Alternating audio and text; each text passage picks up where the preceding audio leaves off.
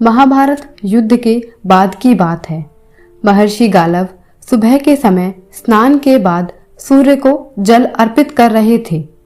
उसी समय वायु मार्ग से गुजर रहे गंधर्व चित्रसेन का थूक उनकी अंजलि में गिर जाता है। इससे महर्षि गालव बहुत क्रोधित होते हैं। वह खुद उसे श्राप ना देकर दंड दिलाने के लिए श्री कृष्ण के दरबार में पहुंचते हैं। महर्षि की बात सुनकर उनका आदर करते हुए श्री कृष्ण ने 24 घंटे के अंदर चित्रसेन का वध करने का वचन महर्षि को दे दिया।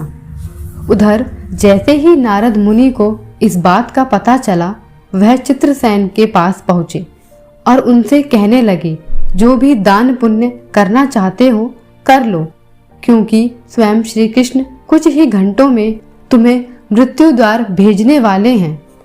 यह सुनकर चित्रसेन घबराए और तीनों लोक में शरण मांगने लगे, लेकिन किसी ने उन्हें अपने यहाँ शरण नहीं दी। आखिर श्री कृष्ण से बैर कौन लेता। अंत में गंधर्व अपने परिवार सहित फिर से नारद जी की शरण में लौटे और उन्हीं से कोई समाधान देने के लिए कहा। गंधर्व की विनती पर नारद जी को दया आई और उन्होंने चित्रसेन से कहा कि तुम अपने परिवार सहित आधी रात को इस जगह पर यमुना के किनारे विलाप करना।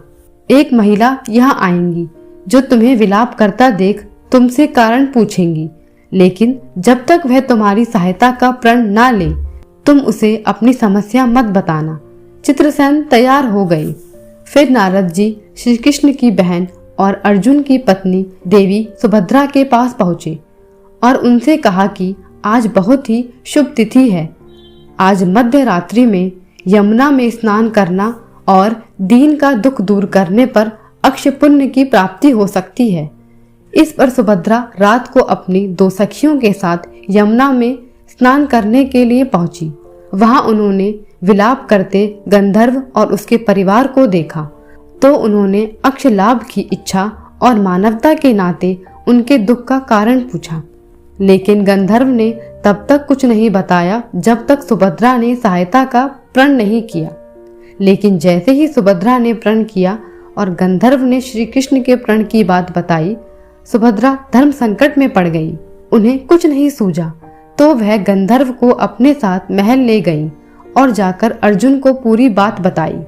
अर्जुन ने कहा, चिंता ना करो, अब चित्रसेन हमारी शरण में है तो इनकी रक्षा हमारा कर्तव्य है।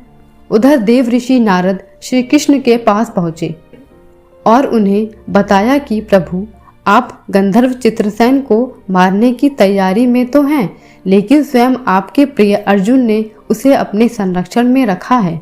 इस पर श्री कृष्ण नारद मुनि से कहते हैं कि आप जाकर अर्जुन को समझाने का प्रयत्न करें।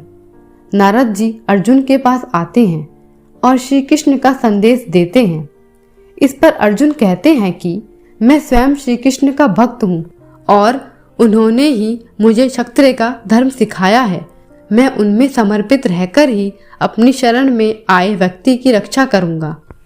अर्जुन और श्री कृष्ण युद्ध भूमि में आमने सामने थे। दोनों के बीच भीषण संग्राम होने लगा। श्री कृष्ण ने सुदर्शन चक्र छोड़ा तो अर्जुन ने पाशुपता अस्त्र छोड़ दिया। इस तरह विष्णु और शिव के अस्त्र आमने सामने हो गए। अर्जुन ने पाशुपता अस्त्र शिवजी की तपस्या करके प्राप्त किया था। प्रलय को भाप महादेव वहां प्रकट हुए। उन्होंने दोनों अस्त्रों के वार को रोक लिया। फिर शिवजी भगवान श्री कृष्ण के पास पहुंचे और बोले, प्रभु, आप तो भक्तों के रखवाले हैं।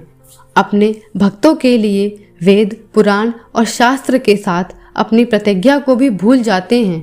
ऐसा तो हजारों बार हुआ है। भगवान, अब तो इस लीला का समापन कीजिए। तब श्री कृष्ण ने अर्जुन को गले लगाया और युद्ध को विराम दिया। इस पर महर्षि गालव को बहुत क्रोध आया। उन्होंने अपने तपोबल से चित्रसेन सहित श्री कृष्ण, अर्जुन और सुभद्रा को जलाकर भस्म करने के लिए अंजुलि में जल ले लिया। जैसे ही गालव ने जल लिया, सुभद्रा बोल उठी, यदि श्री कृष्ण के प्रति मेरी भक्ति और अर्जुन के प्रति मेरा प्रेम सत्य है तो यह जल ऋषि के हाथ से पृथ्वी पर गिरे ही नहीं। ऐसा ही हुआ। जल पृथ्वी पर गिरा ही नहीं और गालव ऋषि ने स्वयं को बहुत लज्जित अनुभव किया। फिर प्रभु को प्रणाम कर वह अपने स्थान को लौट गए।